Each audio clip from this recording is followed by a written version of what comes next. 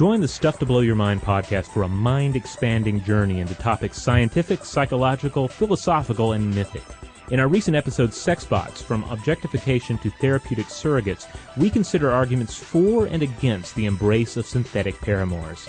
Explore what current technology and human nature tell us about the future of robotic sexuality, what ethical pitfalls we have to avoid, and how they might even prove therapeutic for wounded and traumatized individuals. Check it out on Apple Podcasts, and please subscribe so you'll never miss an episode.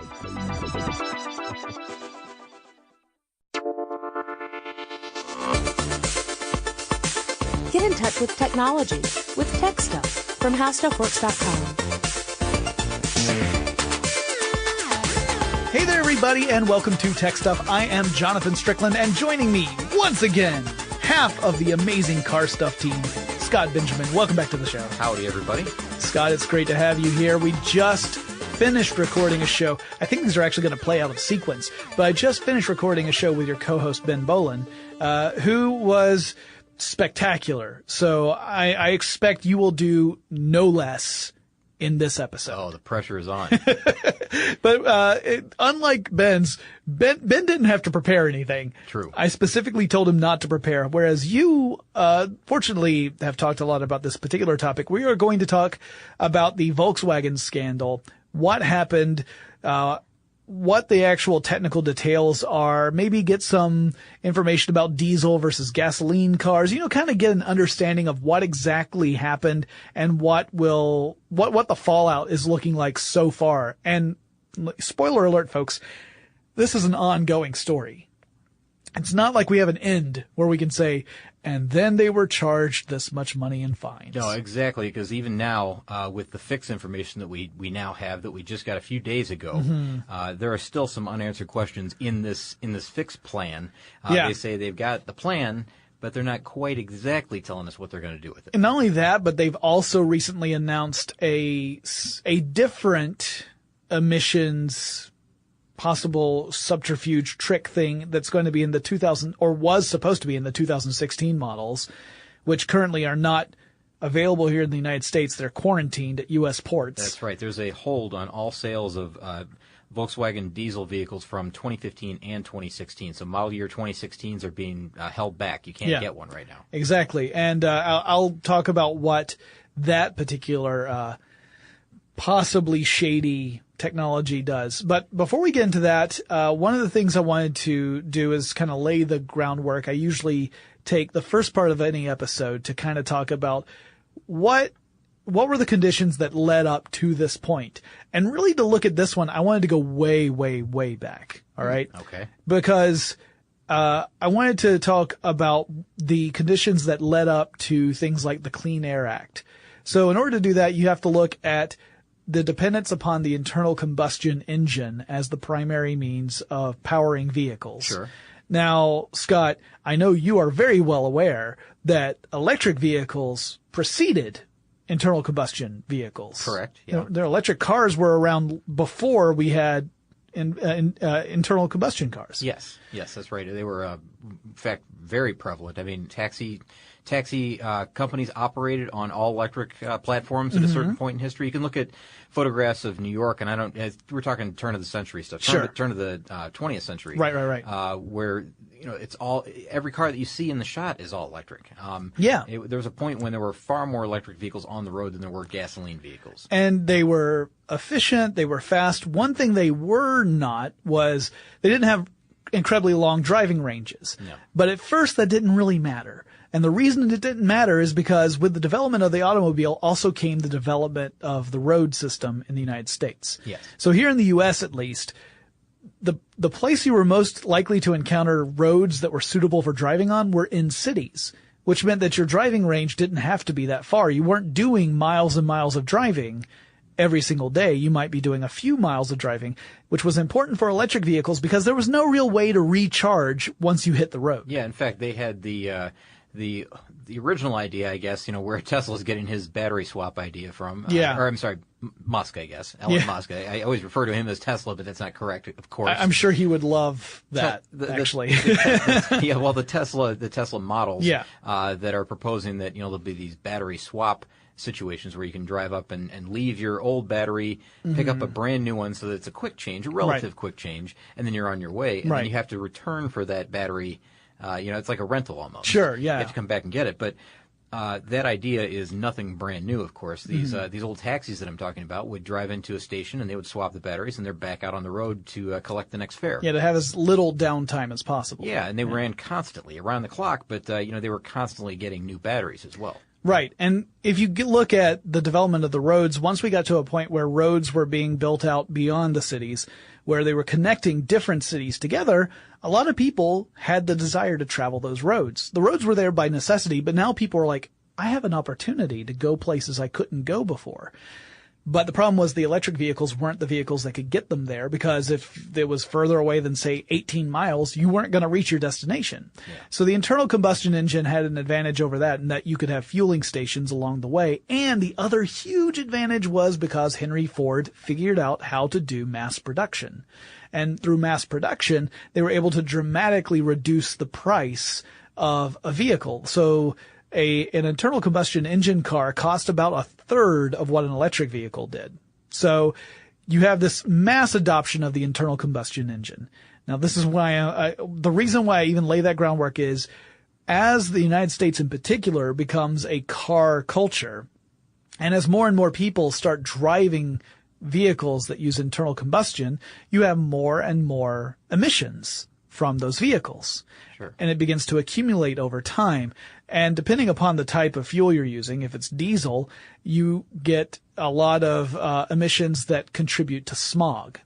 And then we start seeing super smoggy cities in different parts of the country. And by the 1950s and 1960s, you had people concerned about the quality of air. True. And the cities are inherently bad about this because they contain they capture all this. They keep it all in place. And not only that, but you've also got some cities that geographically kind of hold on to that material that's expelled from these vehicles. Los Angeles is the classic example here in the United States. Exactly right. You can look at some old photographs of smog in Los Angeles and see you can't even see buildings. Oh yeah, it's like a heavy fog that hung over the city, and it would eventually blow away. It would go away, but not long after it blows out of there, it would come right back again, because there are so many vehicles that were emitting so many bad things for the environment, the noxious gases. Right. Yeah. Stuff that was bad for the environment. It could cause health issues if it was really like if it's a really smoggy day.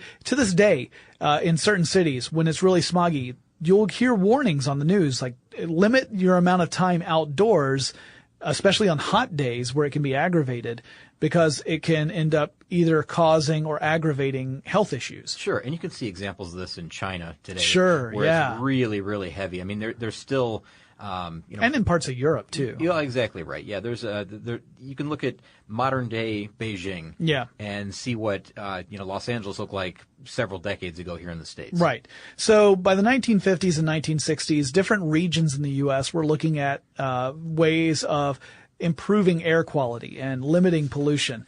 And it was really patchwork, for a long time, until about 1967. That's when the U.S. Congress passed the Air Quality Act. Now, this was the predecessor to the Clean Air Act. The Air Quality Act had a disadvantage in that it was meant to have kind of a centralized organization headed by the Secretary of Health, Education, and Welfare to designate air quality regions around the United States. And then the states that those air quality regions were within were supposed to come up with a plan for pollution control. Yes. So in other words, the federal government was saying, here are the areas we have to be worried about. All right, Georgia, California, Texas, you guys take care of those places. And this lack of a cohesive approach meant that it was pretty much doomed to not meet its goals. And in fact, after 3 years, by 1970, they had fewer than 36 regions defined. Less than 3 dozen of the had been defined at all, and no state had any sort of pollution control comprehensive plan. And so the solution then was to bring it all under the control of the U.S. Congress, right? Yes, that was when the Congress reconvened and started to say, all right, well, this plan was noble in its intention. We wanted to make sure we weren't imposing the federal will on the states, but it's not working. Yeah. So that's where the Clean Air Act And comes in. to tie all this together so that you understand what's happening at that particular time, Yeah. this is I guess the term that we're going to throw around here a little bit today maybe is the CAFE standards. Mm-hmm. And CAFE standards were enacted somewhere around 1975, I think. Yeah. The regulations. These are a set of regulations that were enacted by Congress. And 1975, you're talking about like the tail end of the Arab oil embargo. Right. So, the fuel crisis, where you see the lines of people and, the no gas today Yeah, the signs rationing all the rationing with the odd-even system and all that. That's the environment that we're talking about. Yeah. So this was, this was a serious situation for multiple reasons. Also in 1970, that's when, you had the introduction of Earth Day. So you had this growing support for conservation and concern about the environment. At the same time where you have things like the oil crisis, I mean, all this stuff is coming to a head, so it's all fueling this. And no pun intended. Well, we were starting to understand the effects on the human body yes. as well. Just exactly what that smog was doing to people that are walking around in the city, right, and that cloud of just awful stuff. Like sitting there and saying, hey, it's weird. We're seeing a lot more people with asthma these days, that kind of stuff, or bronchitis or things of that nature. People are dying of respiratory illnesses. Yeah. That we can't quite put our finger on exactly what's causing it, but it's happening frequently. Yeah. And even if you were to argue that the pollution may not cause it, it certainly exacerbated it.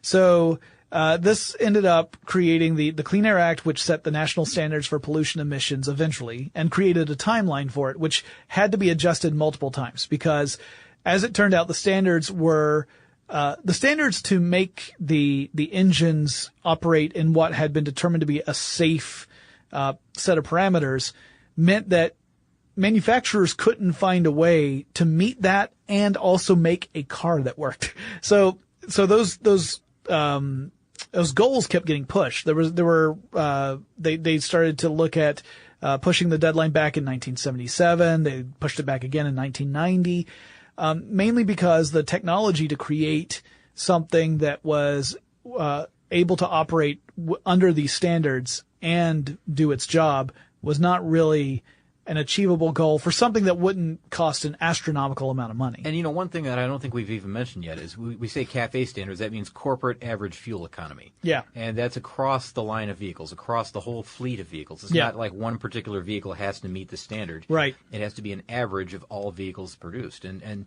I know there's other stuff that goes into this. There's this big Venn diagram that makes this all work. But the standards are very, very tough to meet. I mean, they're a strict set of standards that, especially the latest round, which was announced in, I think it was 2008. Yeah. All the way through the 2025 model year. And when manufacturers see the list of what they have to meet, the goals that they have to meet in order to be in compliance with this agreement, to sign this agreement and say, yeah, we agree to sell vehicles in the United States, we have to meet these goals. It is a steep set of standards. And I find it interesting that looking back now, the initial agreement in 2008, although it was very stringent, very, very tough, 13 major auto manufacturers signed that agreement, a bit begrudgingly. They say, well, okay, we can probably meet these, but there's a lot of back and forth. Volkswagen and Mercedes-Benz had the biggest objection to it, and I don't know if Volkswagen ever signed that agreement. Huh. I don't know how. I've been looking all day trying to find out if they actually signed the agreement, but I can only find information that goes back into 2008 where they say Volkswagen has, as of now, not signed this agreement. Interesting. Yeah, one of those things where you can't find any definitive update about whether they did or did not sign it. Yeah, and the reason was they said that it, and I'll just paraphrase this, is because they said that it places an unfairly high burden on passenger cars while allowing a greater flexibility to, let's say, a heavier light truck. So they're saying it's not exactly the way that we'd like to see it happen. And it's penalizing, of all things, penalizing people that make passenger vehicles with diesel engines. Right. It's not quite fair to them. So that's why Mercedes and Volkswagen said, I don't know about this agreement. I don't think we're going to sign it. And Yeah. I will still dig into that and see if they actually ever did. But around 2008, that was kind of the talk around the circles was, hey, why is VW not signing this? And, we'll get more into the diesel stuff in a minute to explain, some of the issues that manufacturers run into. Like, the scandal is pretty awful. That being said, I also have at least some sympathy for the difficulty that engineers face to make things that are satisfying to drive, that operate within the fuel economy and efficiency that is dictated by the government, as well as work within the emission standards. Okay, you just said the magic three there. Yeah. That's the three things. It's fuel economy, performance, and emissions. And you can, have you ever heard the phrase, you can have it done quickly, you can have it done well, or you could have it done cheaply. You can pick two out of the three. Yeah, and you're never going to find all three. Right. Well, somehow, Volkswagen managed to do all three with their diesel engines back in 2008. Oh, wow. It was magical, too, as it turns out. Yeah. But before we jump ahead to that, a little bit more just to kind of cover our bases. The Environmental Protection Agency has been given a lot of control as well when it comes to the emission standards. They were able to establish the National Ambient Air Quality Standards, or NAAQS. The NAAQS. I gotta say, that's a new one to me. Yeah, that's the one where the deadline had been extended a couple times, like where it was clear the states could not meet that deadline. So, I mean, what do you do? Like, what's the fine and how do you define how much each place pays? I mean, based on what the offense is. Yeah. How do you measure that? Yeah, and because pollution also doesn't necessarily obey geography, right? You could have pollution that is produced in one place, but it's another place that's dealing with it. Yeah. And in states where you have big cities that are close to the border, it may be that one city is actually producing the pollution, but the other city is the one that's really suffering from it. Yeah, dumping into rivers is a great example. Yeah. It's stuff like that where it flows downstream. Yeah, exactly. Or trucked into a different region. Yes. Or just simple air patterns. Yeah, like exactly. airflow. Yeah, weather patterns can push it. So, they pushed the deadlines a couple of times. It made me think of, like, if you're a parent of a kid and you say, I need you to pick up all these toys before 5 o'clock, and you come in there and all the toys aren't picked up, and you're thinking, well, all right, you need to pick up all these toys before 6 o'clock. Cause you're like, I don't really want to punish you, but I really do want you to pick up these toys. Or it's done, but they've just thrown them in their brother's closet. Yeah. See, pushing it down the road. Yeah. For me, it was all just shoving it into the closet. Yeah. Like, if it's out of sight, that means it's clean. So one of the things about the Clean Air Act, is that it did have standards for what kinds of emissions and how many, types of emissions could be, created by a car. Carbon dioxide, by the way, not on that list. Carbon dioxide didn't, that's a greenhouse gas, and it's something that we're concerned about, but not on the list of the emissions that the Clean Air Act was concerned with. Instead, it was things like carbon monoxide, nitrogen oxide, and hydrocarbon emissions. Yeah, greenhouse gases. Yeah, except for carbon dioxide. Well, okay. That was the only one that was kind of left out. But Sure. yeah. These are all greenhouse gases. Yeah. And diesel in particular is pretty bad about nitrogen oxides. Yes. And that's the kind of stuff that contributes to smog formation. Yeah, you'll often see it written as like NOx or NOx, and a lot of people just call it NOx. Yep.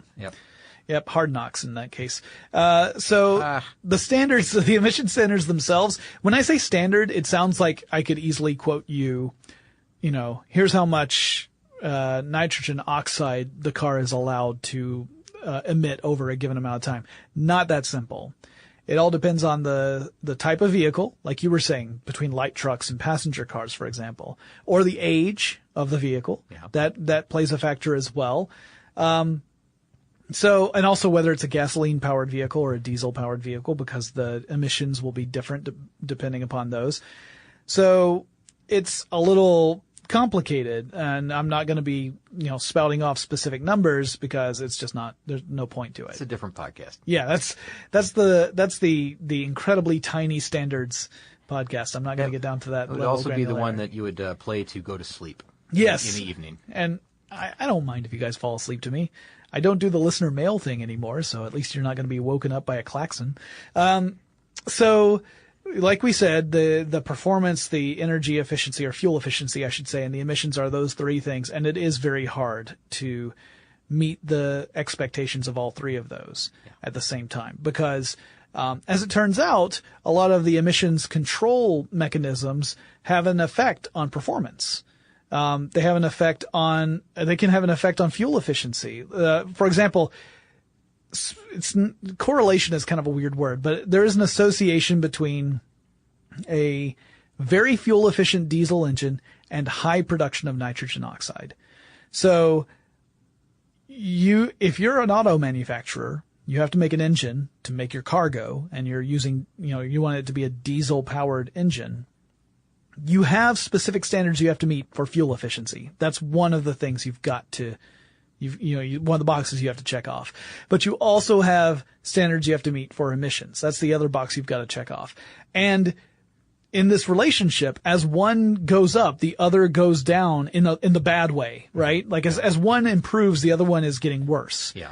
So how do you balance that out, plus make sure that the car performs in such a way that it's not just drivable, but people want to drive it? Yeah, that a consumer would actually want to drive that vehicle, because when you start playing around with these three things that you've mentioned, I'll argue that consumers are, and I know that this is, I guess, maybe controversial, and that some people say, no, that's what I care about most. Right. There's always going to be someone like that, but I would say that most people care less about the actual emissions of the vehicle than they do about the fuel economy and the way that the car performs or feels and drives. Right, because the fuel efficiency is going to impact your wallet, right? It's how much fuel you're going to have to buy to get your car to go from place to place.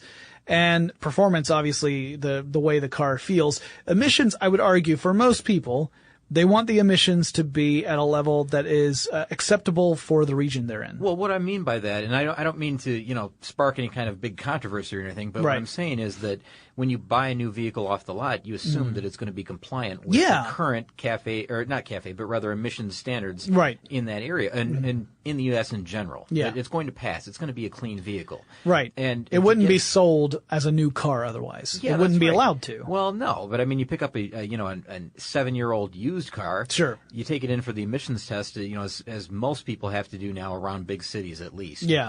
Yearly before you get the renewal of your tags or whatever.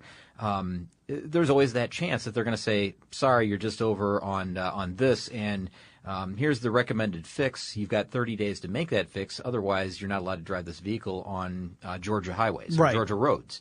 And I think there's limits to that too. You can spend a certain dollar amount on the fixes. I think you're limited. Like you don't have to spend $10,000 to get your car compliant with whatever. Right. But you might have to spend a minimum or a maximum rather of $300 or whatever it happens to be. I don't know the number, but they don't want you to go crazy, to have to make the car compliant. To make the car twice as expensive as what it was. I find this all very funny. I find the whole emissions game kind of funny. Well, because it's the balance between what is supposed to be environmentally responsible, what is supposed to cause the least amount of harmful effect on other people, but also not supposed to break the bank. Yeah, I know, but do you see what I mean, though? And I find this funny, and we can talk about this maybe in another podcast. I don't know. It seems to fit here a little bit, but it's funny that if the car doesn't pass, they say, well, you can spend $300 on it, and if it doesn't pass again, we'll just kind of give you the okay for this year. It's like we're accepting that it's still not compliant with our rules and regulations, and then also your car can age out of this so that after 10 years or 15 years or whatever it happens to be, I think it's 10, you don't have to have that car emissions tested anymore to get your tags. And that seems kind of silly to me too, because at that point, most of that stuff on your car is wearing out to the point where it's going to probably not pass anyways. Right. The emissions are going to be, it's going to be beyond the emission standard. Yeah, and those are the heavy polluters. Those are the ones that, do emit more. So maybe they're thinking at that point that you're not driving it as heavily as, I don't know. I mean, I really, when I look at this from several different angles, the emissions testing thing, it's really confusing. Well, I mean, and when we get into the Volkswagen stuff in particular, it gets a little confusing because ultimately, you hear the news from the government saying, all right, if you own a Volkswagen, don't worry, we're not going to penalize you for that because it's not your fault. Yeah. So you're like, well, but it's still producing the pollution. Yeah. Let's say I drove a Fiat from I don't know, I'm going to make this up, 10 years ago or 7 years ago. So it still has to be emissions compliant. Yeah. If that car doesn't pass, like I just said, if it doesn't pass emissions, you have 30 days to make the fixes. Otherwise, you're not legally allowed to drive that car. So they're saying we're giving all these Volkswagen vehicles that are on the road right now that we know will pass the test, but they're passing it with cheating. Yeah, they're cheating. But we know that they're not compliant, but we're allowing you the time until Volkswagen comes back with a fix. So there's going to be like this year or 2 years maybe where they know what's happening. And again, another confusing angle in this whole thing. Yeah, because, it's like they're giving a free pass. Yeah. And I have some sympathy for the government side of this, because how do you deal with this otherwise? Do you just you can't go and confiscate everyone's vehicle. You can't take the keys from everybody's car and say, this is parked. Yeah. Until VW comes up with a fix. Congratulations, you spent all that money on something that you can't use. No, you can't, It's a complicated situation. What's up, everybody? I'm Carl Tart. What's up? I'm Jack Neal. I'm Edgar Mopazier. And we are the host of a brand new podcast called Culture Kings. It's on How Stuff Works. You already love all the rest of their shows, so why don't you start listening to one more and support three black dudes? That's tight, right? It's time. We're living in a world where y'all gotta support us or you're racist. Y'all gotta keep us off these streets. I mean, that ain't gonna never happen to me because I went to college for a semester. Edgar, what are we going to be talking about on this? Well, I was wondering, is there an advantage to sounding white? Is there an advantage to sounding white? Sure. If you work for Donald Sterling. Jacquise, what's something that you want to talk about on this? Why you hate the Cubs so much, Carl? Because the Cubs are trash, their fans are the worst, and we can get all into that. But we only got 10 seconds left. So now I got to tell you that when I get into it, I'm going to be cussing. So don't let your kids listen to it. It's explicit language on this show. But find it on Apple Podcasts or wherever you get your podcast. All right. We talked about emissions. How do cars control emissions in the first place? What are the systems in a car, specifically a diesel engine car, that are designed in order to reduce emissions? So that's nitrogen oxide in particular, but other stuff as well.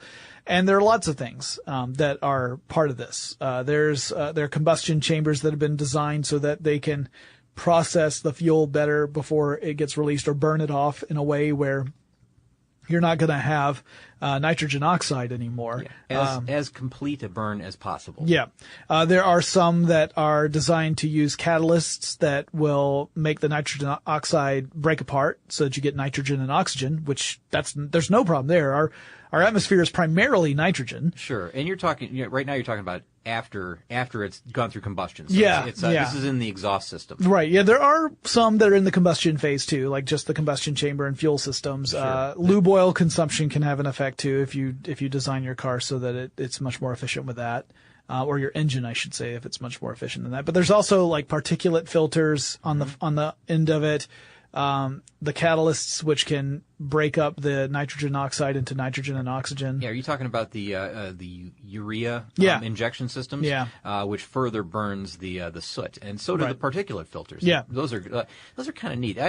Particulate filters are interesting to me because when I was with Chrysler doing technical training for the service people.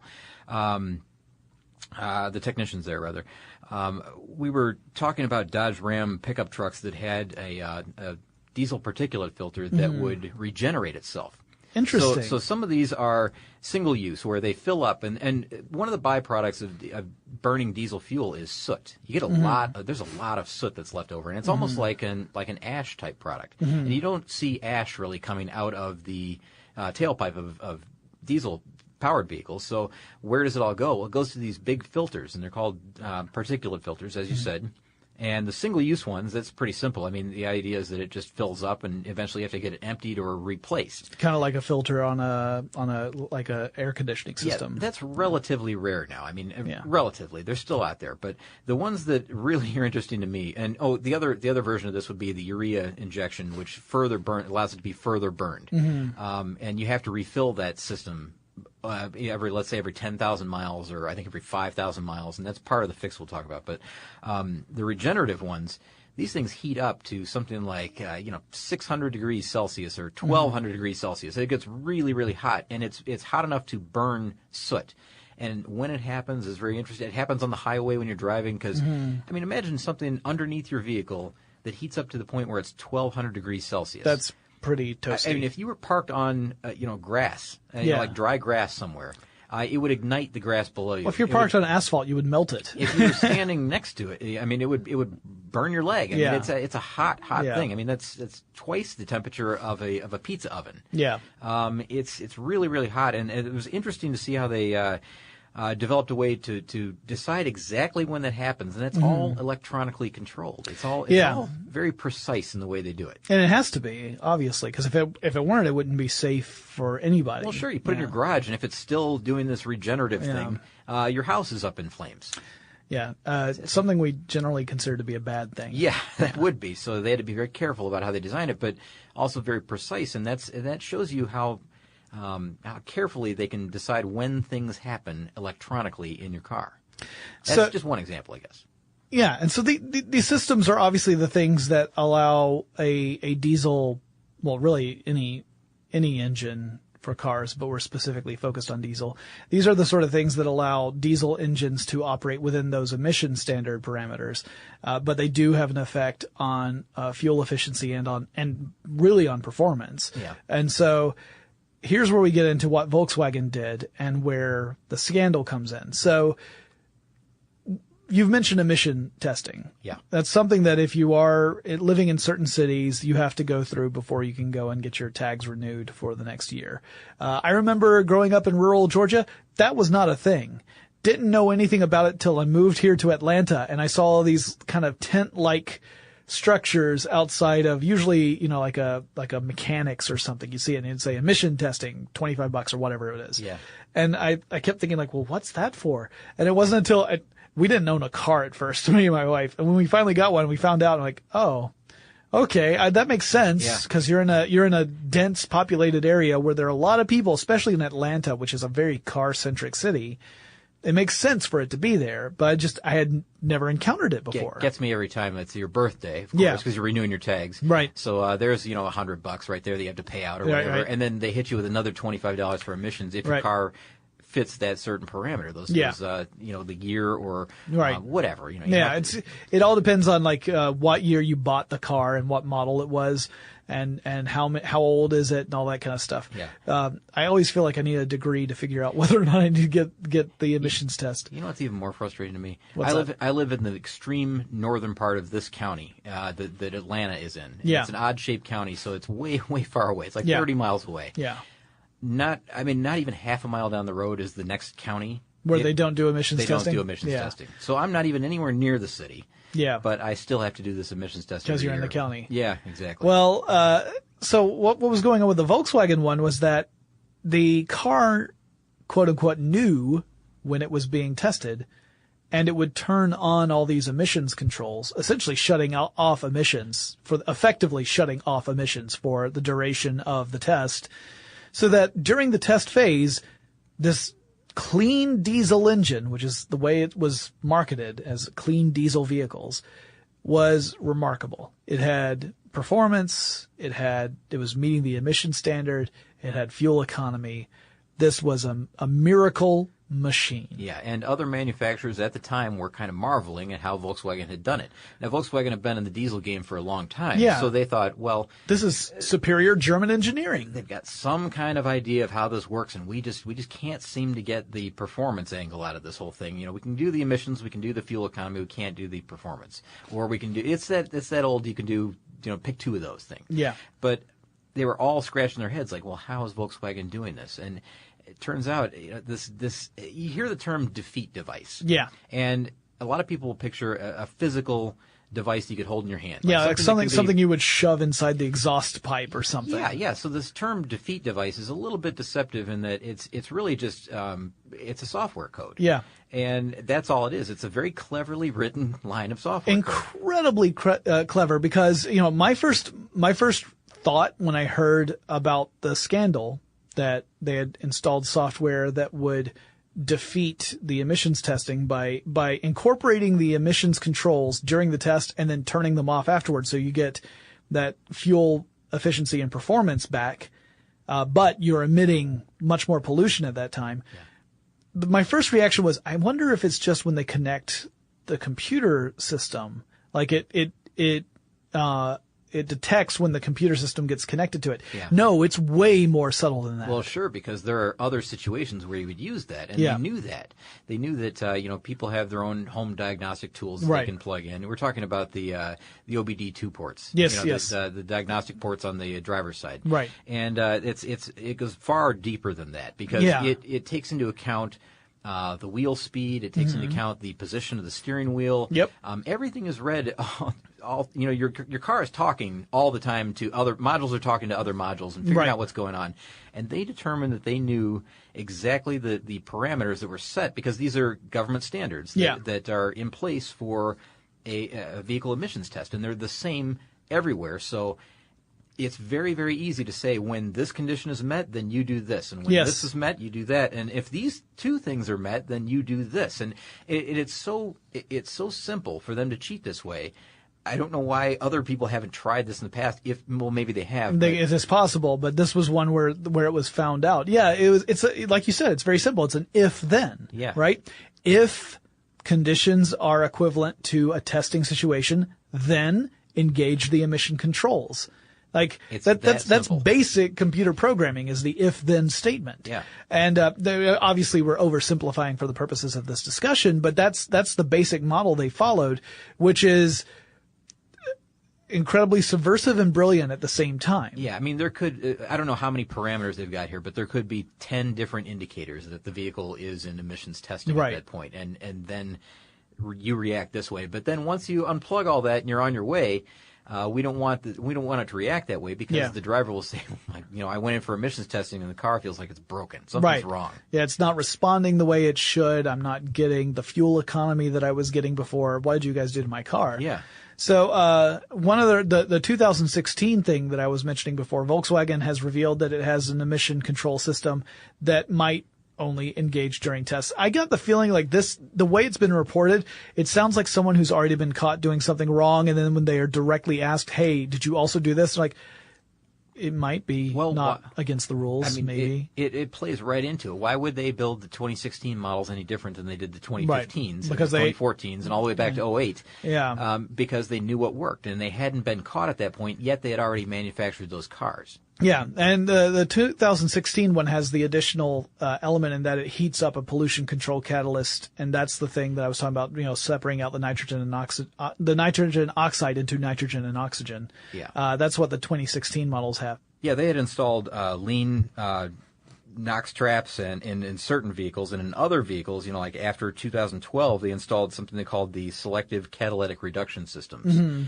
and I guess that's the one with the liquid urea solution that was sprayed into it. So it's a much more complex system than the lean NOx traps, but that in itself is going to be a problem for Volkswagen because they have to deal with all these different vehicles in different ways. They need different things for the fix, and I can outline that later. Yeah, just a quick example.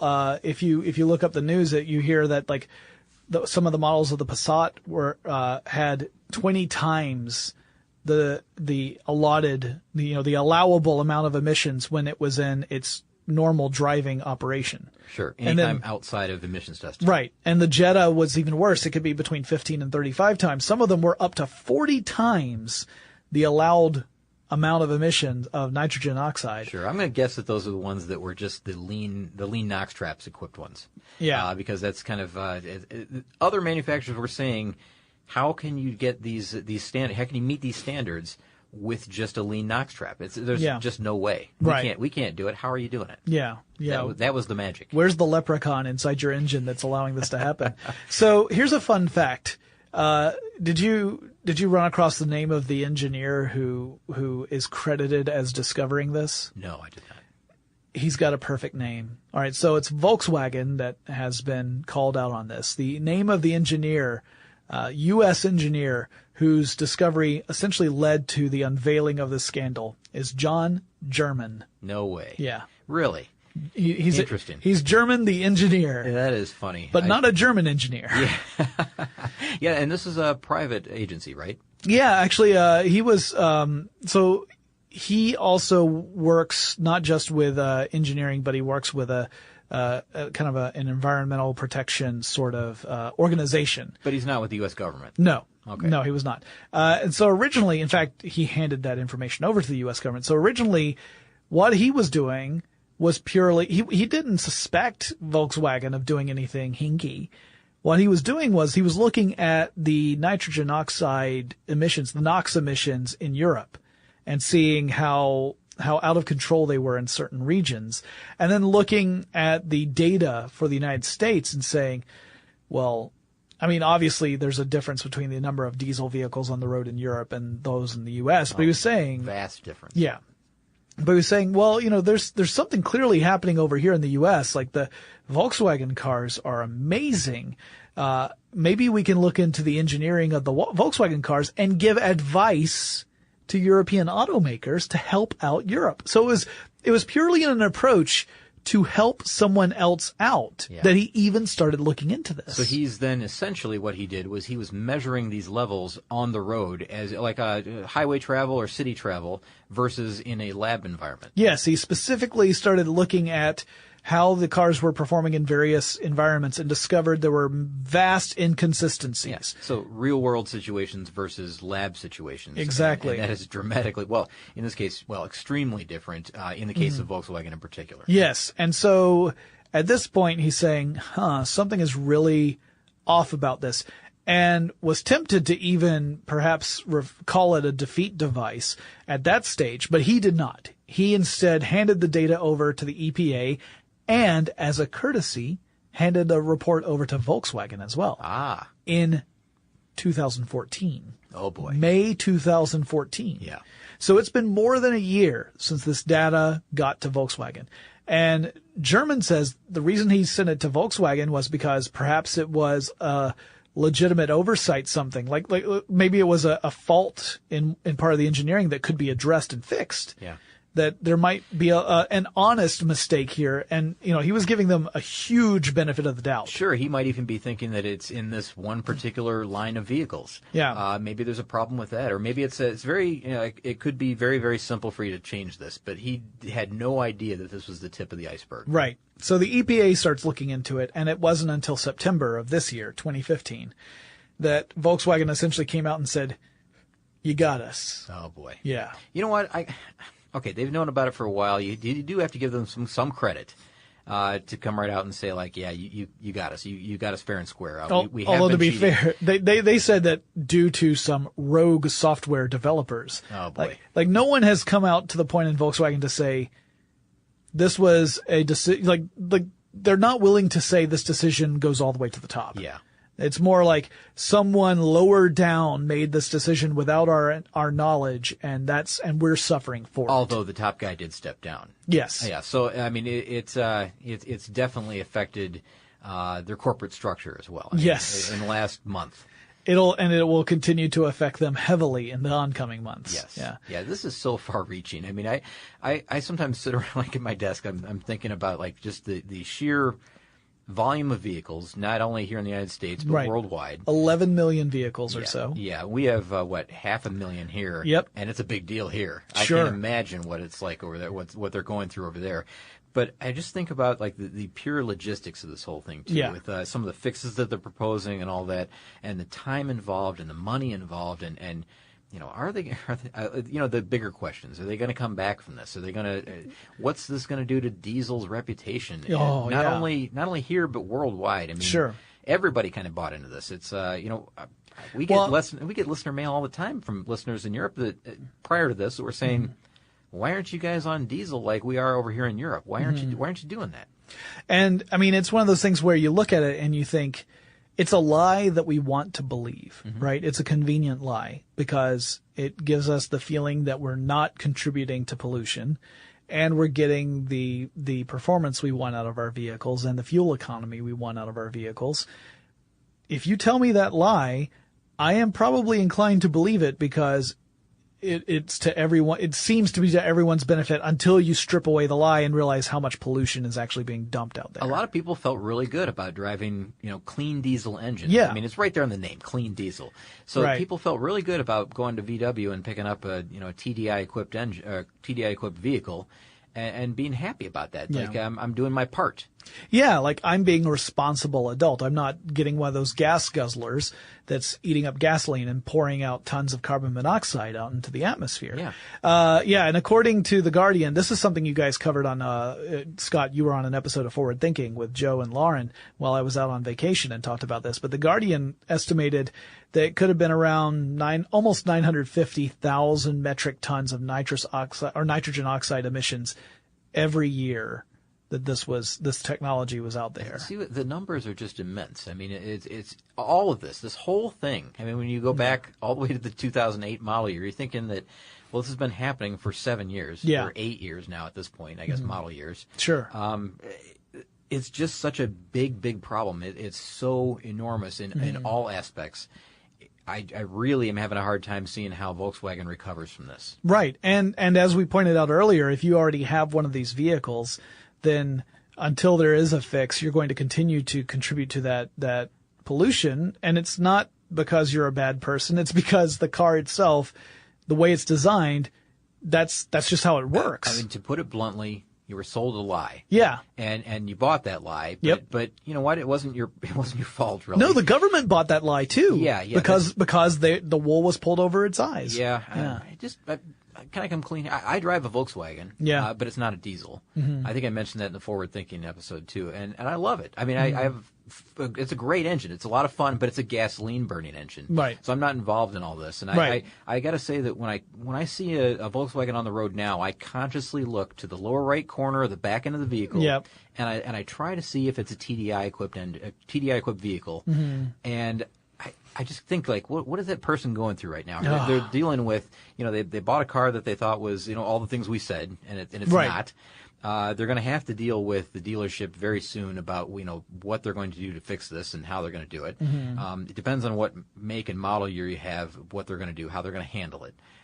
It's not going to cost you anything, except it is going to be very, very inconvenient for you in the near future. And do you continue to trust that manufacturer? Would those people buy another Volkswagen when all this is said and done? Yeah, when the 2017 models, presumably, assuming that Volkswagen's able to produce them, when they come out, would they buy a diesel engine 2017 Volkswagen? And will other people that maybe are kind of on the fence about Volkswagen, they were considering it up until this point, or maybe someone just narrowly missed buying one or just bought one the day the scandal broke, what do they do? I mean, there's so many individual situations that I'm really curious about right now. And it ripples out so far. So we've heard the term that they could be facing billions of dollars in fines. And in fact, early on in this story, it was said that Volkswagen had already set aside like $7.3 billion for fines.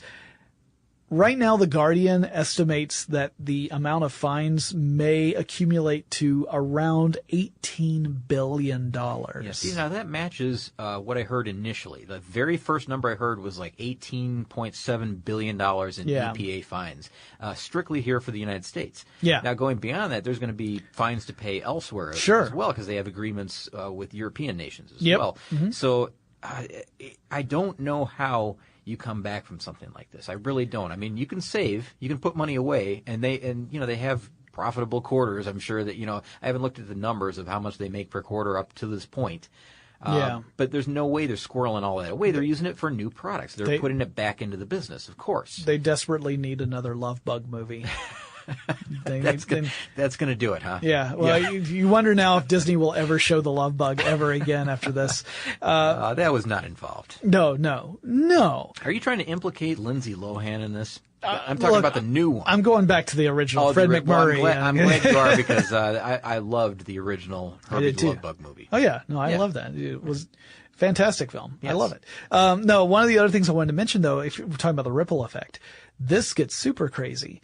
This could contribute to a severe economic downturn in Europe for multiple reasons. One is that the confidence of a major European manufacturer has gone into sharp decline for obvious reasons. And it has prompted several equity strategists over at Bloomberg to readjust what their predictions were for the Stocks Europe 600 index. And they have adjusted it lower than what they had predicted. And because of Volkswagen's association with China as well, and the Chinese markets, which are very uncertain. Ben, my friend, did you know there was a Puritan war on Christmas? I did, Noel, and did you hear about that time Ben Franklin tried to remake the alphabet? You know I know about that, and you know about the war on Christmas because these are both recent episodes of our new show, Ridiculous History, on the How Stuff Works network. Every week, Noel and I dive into some of the strangest, most fascinating, and at times silliest stories of human civilization. So check it out every Tuesday and Thursday on Apple Podcasts or anywhere else you get your audio stimulation.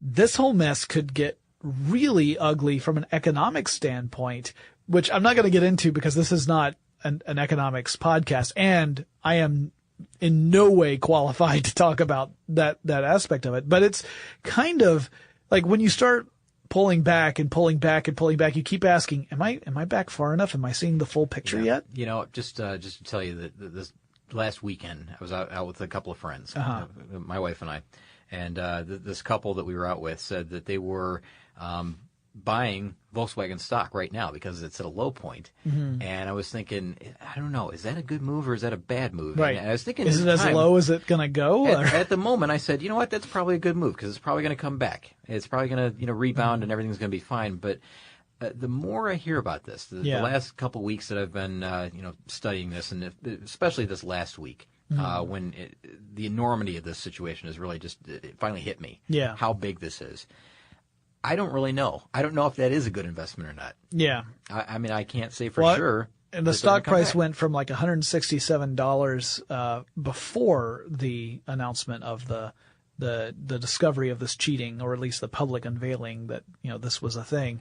Today, when I checked it earlier, it was $102. So does the smart money buy right now, or do you wait and see? Because if you're talking about a company that may be facing up to $18 billion in fines, and we don't know that that's the full extent yet, I would be nervous to put money in that, because I would think like this company might fall a little further before it bottoms out. Yeah, it's probably not the bottom yet. I think we can both agree to that. I mean, and plus, these fixes that they've outlined just this last week, these don't begin until 2016. Right. And some of them, it's like a 3-phase thing. Some of them don't begin until late 2016. This is a long-term problem for Volkswagen. It's not something that's going to go away overnight. And, right. And it, if you haven't read about it or you don't know exactly what they're going to do for the fix, it's going to be very, very costly for them. In addition to the fines that we're talking about, which are already enormous. Right. What they're proposing is ridiculously expensive for a company to do. And it costs in not just money, but also potentially in performance of your vehicle, which also means it's going to cost in customer satisfaction and loyalty. I mean, the costs here go beyond a dollar amount. Can I just run through this real quick? 'Cause sure. I'm dying to read. I've mentioned it about 4 times now. But I will quickly go through it and I'll tell you what they're doing. And this is the plan as laid out by the current U.S. CEO, Michael Horn. Mm-hmm. He spent several hours testifying in front of a congressional panel just this last week. And it's all about the emissions scandal. And, the senators that he was in front of, they were, they were angry at him. They were incredulous, that this car maker would try to cheat the public like this, and the U.S. government, and sidestep all these standards that they had in place. And the funny thing is, and I don't know if that's really to say funny, but he's agreeing with them. Mm-hmm. Throughout this whole testimony, he's saying, you know what, I'm angry at the manufacturer as well. My company, I'm angry at them for doing this. I didn't know that this was all happening. I'm also upset. And so he has a bit of sympathy. I mean, that's how he gains, I guess, his sympathy with the people that are listening, right? Believe it or not, whether you want to or not. So there's like 3 different groups here, and I'll quickly go through it. I'm not going to list all the vehicles or anything like that, but basically it covers 2 different engine types, and you can kind of group these into 3 groups, and you'll understand when I read it. But it's the older engine is the E189 engine, and the new one is the EA288 engine. Mm-hmm. And the first group is it affects 67,000 vehicles. This is the smallest of the 3 groups here in the United States. And the fix is just an updated software fix. And so these are for, like the newer 2015 and 2016 models. And these are the ones that have the new EA288 engine. Again, the easiest fix, and that's because they're fitted with a selective catalytic reduction system or exhaust after treatment system that I mentioned earlier. But really, they're only going to need a software fix to become compliant. Well, that's cool. And then the next group, this is the I guess in between group, not the biggest group that we'll get to last. This is just the 2012 and 2014 or through 2014 Passat TDI. And this one will require an updated software fix and a possible hardware modification. So these are cars that have both a lean NOx trap that we mentioned and an SCR urea system as well. And, of course, the software hardware modifications that they're talking about, they're not really specifying what the hardware modifications will be for this specific vehicle, but 90,000 vehicles are affected with that. So that's kind of like phase 2, and that's going to begin in mid-2016. That first one was early 2016, and as a side note on that first one that I mentioned, they do know that fuel economy will likely stay the same, but they said performance might be slightly affected, and that's bad news for people that own those vehicles. Those 2015, 2016, Golf, Audi, Jetta, those vehicles are the ones that are affected. So they don't know what it's going to do to the Passat TDI. Well, and the worst part about that is saying that they could be slightly affected. Even if it wasn't perceptible, by saying that it's going to be slightly affected, then the drivers are going to at least feel like there's a change in performance. Even if it's not detectable on a meaningful scale, if you've heard that your vehicle's performance might be slightly affected, that's enough to psychologically push you to believe that it doesn't feel the same. Well, you're going to be you're going to be overly sensitive to it. You're going to think that whatever you're feeling is not what you should be feeling in your car. But honestly, it's probably going to affect low-end torque. It's going to affect acceleration, and that's the Those are two things that you would really notice. That's the two things that make a car fun to drive. Right? I mean, in most situations, right?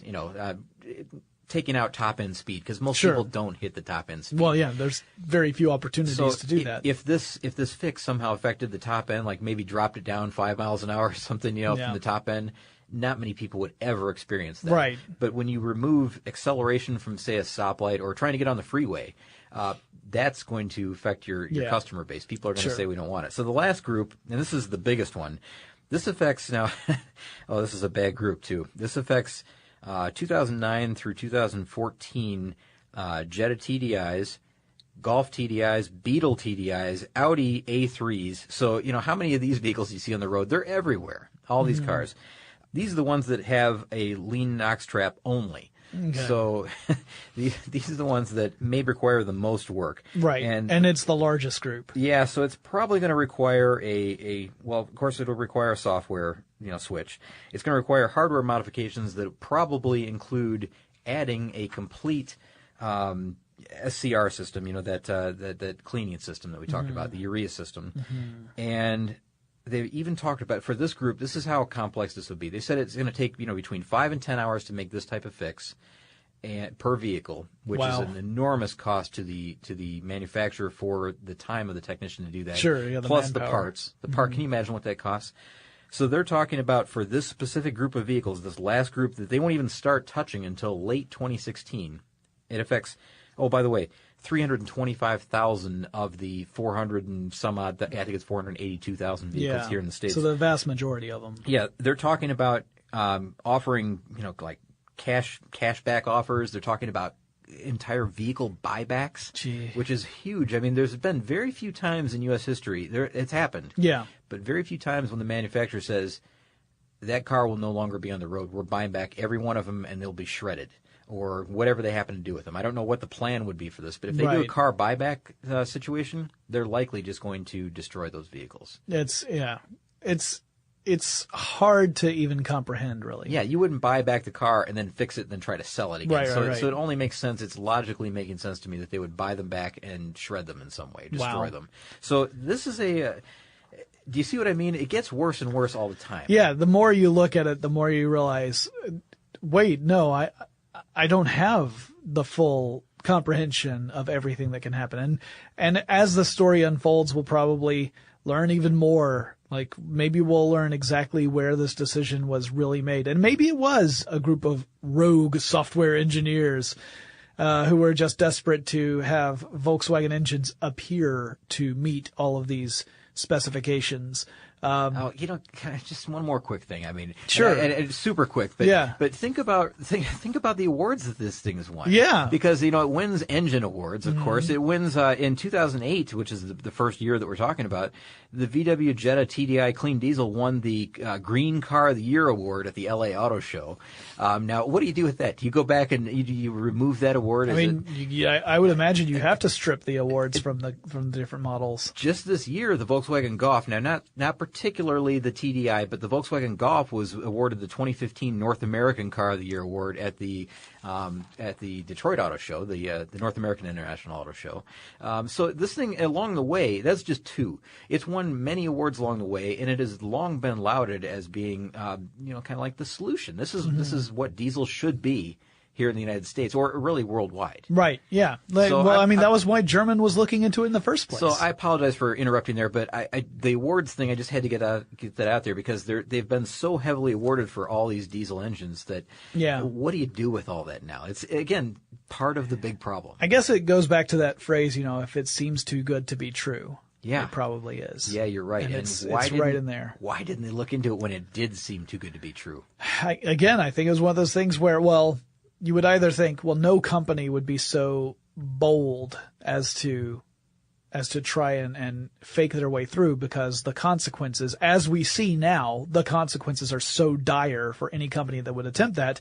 It seems unthinkable that they would try and do that. Yeah. Now, had they caught this in, say, 2009 or 2010, this would be dramatically different. It would be a much smaller number of vehicles that were affected. It would be an easier thing for VW to fix and say, like, oh, well, you got us. Or even for them to say, like, it would be even more believable for them to say, this was something that was, not intended, but we will fix it. Yeah. Like you could, if it's for a year, then you might say, well, there was something going on in the manufacturing process where someone had this brilliant idea, or they thought it was a brilliant idea, and the implication wasn't completely realized within the company. You could at least plausibly make that point. But we're 8 years into this, model years into this. It's a lot harder to make that plausible argument. It is, yes. And even this 8th model year that was scheduled to come in, as you said, has been embargoed. Yeah. There's a hold on those vehicles. They're quarantined and they're not able to be sold here. So,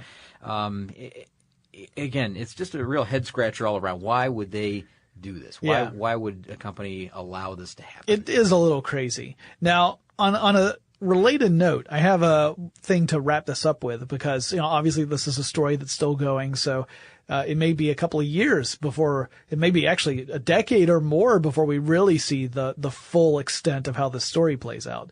But I have a related thing to ask you, because it was something I had not heard of before, but I imagine you probably have. Have you heard about the practice called chipping?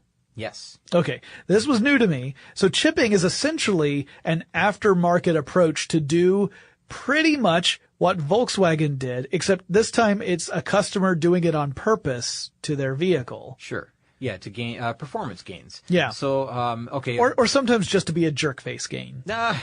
Let's be honest. Well, and I'll have a story about that in a minute. Okay. Well, I don't know what you're going to come at me with here, but a lot of people that I've known have chipped their vehicles or have replaced the ECU or whatever the flash upgrade or whatever the terminology was of what they did. But there's a lot of different ways to do this. You can completely replace the engine control unit and make your vehicle think that it's a different model year that has different performance specs, or it's you can make your U.S.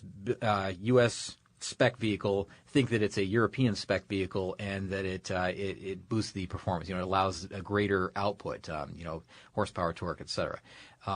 Because you're not electronically limiting your vehicle to whatever the standards are in the place that you are currently. Mm-hmm. So you're upping the manufacturer's restrictions on your vehicle electronically. Yeah. Yeah, and whether that's a top-end restriction or it's a low-end torque thing or shift points or whatever it happens to be, it's a common practice among tuners to do stuff like this. Of smaller vehicles, like performance import type vehicles, sure.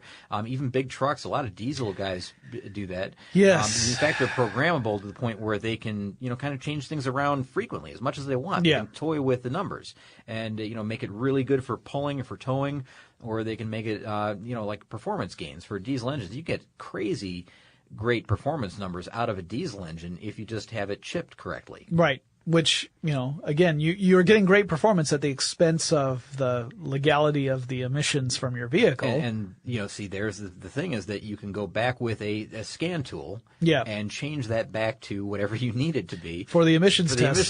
So it's exactly the same thing that Volkswagen's doing, except on a more manual basis. Yes. And other people, if you're outside of that 10-year window or whatever, you don't have to have emissions testing, then, it's fun to make your Jeep Cherokee think that it's a cop car. Right. And that can happen. You can do stuff like that. So one of the other things that you can end up doing with this. Okay, here's where we get to the jerk face part, right? Yeah. So sometimes when you chip a car, a diesel-powered vehicle, and you activate it, one of the things that your vehicle might do when you press down on the accelerator is belch out an enormous cloud of black exhaust. Oh, you're talking about rolling coal.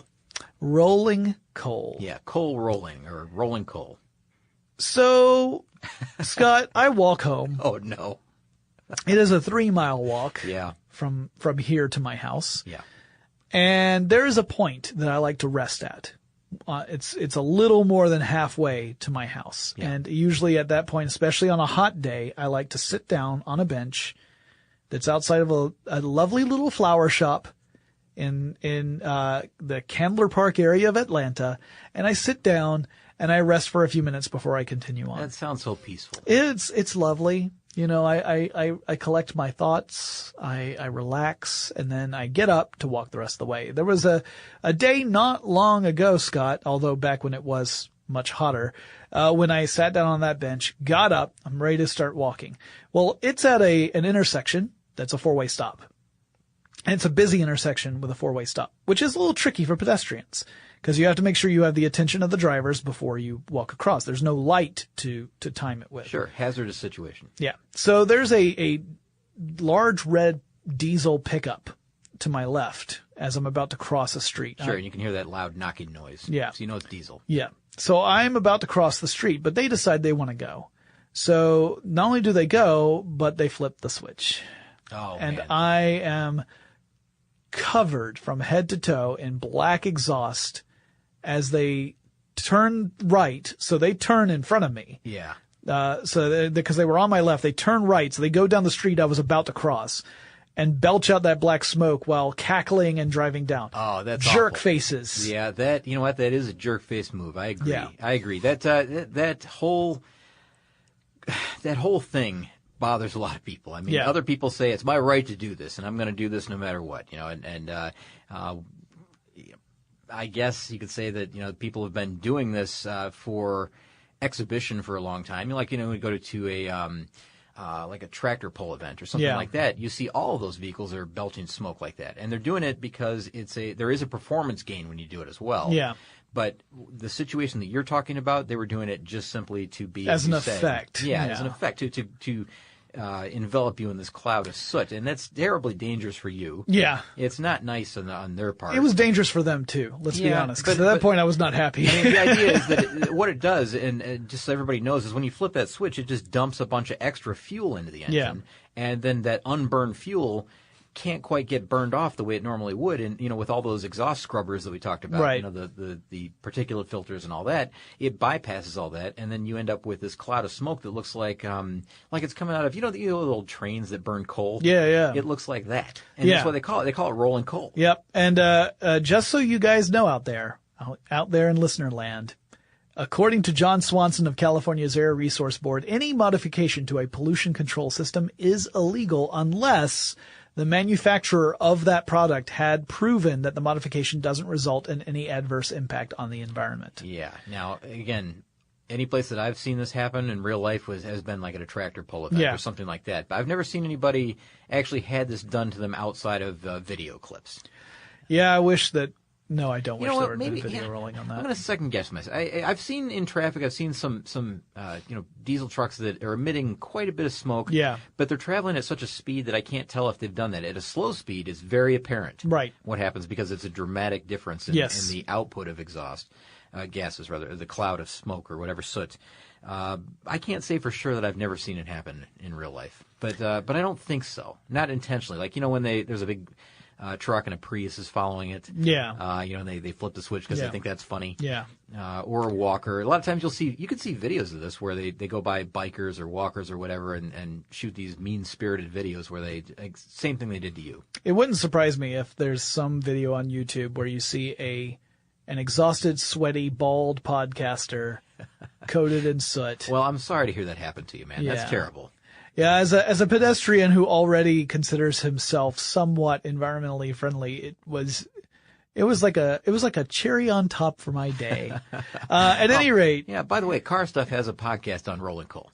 Oh, wow. Okay. Yeah, go check that out, guys. Shameless plug. That's not, it's a completely shameless plug because there's no shame to be had. Yeah, definitely check out Car Stuff, guys. Scott, thank you so much for coming on the show and kind of talking about the scandal and the technology behind it. This is a little bit of a departure from our normal Tech Stuff episodes, but I thought it was really important to talk about because it's something that's been in the news. It does have to do with the tech and the software of the car. And there's a lot of stuff we could have touched on, but this show's gone pretty long, so I don't want to continue it on anymore. But I mean, this also ties into other elements of why it's harder and harder to tell what's going on with your vehicle, at least to tell and be sure that that's really what's happening. Sure, yeah. I mean, look at the false bill of sale that all these VW owners were handed, and it really kind of opened everybody's eyes to the fact of, or to the idea of what manufacturers could do to kind of toy with these things, that how much control they have over every little situation that your car can be in. I mean, it's very, very specific and it's very, very devious what they did. But, well, they got away with it for about 8 years, but too bad for them they got caught. It was the wrong time to get caught. If they were going to get caught and somehow escape this, it should have been earlier. Yeah. They thought they were going to get away with it forever. That's one of those points where you realize, like, you are all in. Oh, yeah. And by the way, thanks for having me on the show again. I appreciate it. It's always fun to talk with you here about this stuff, and really, there's so much more that we could talk about for this whole thing. I mean, there's so many angles to this VW story, and it's going to continue for years, as you said. Yeah. Well, and if there are any major developments further on down the line, like several months from now, maybe we'll have you back on. We'll talk a little bit more about it and to kind of explore more of that element about how the technology of cars is making it possible for us to, first of all, it's making it harder for us to work on our own vehicles. And secondly, it's making it harder for us to even understand what's happening with our vehicles. Sure.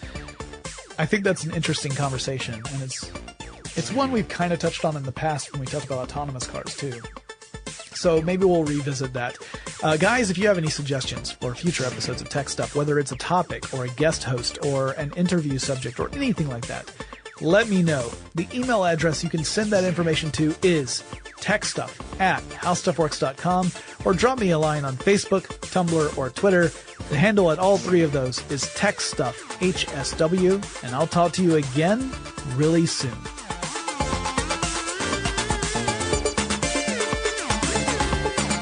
For more on this and thousands of other topics, visit howstuffworks.com.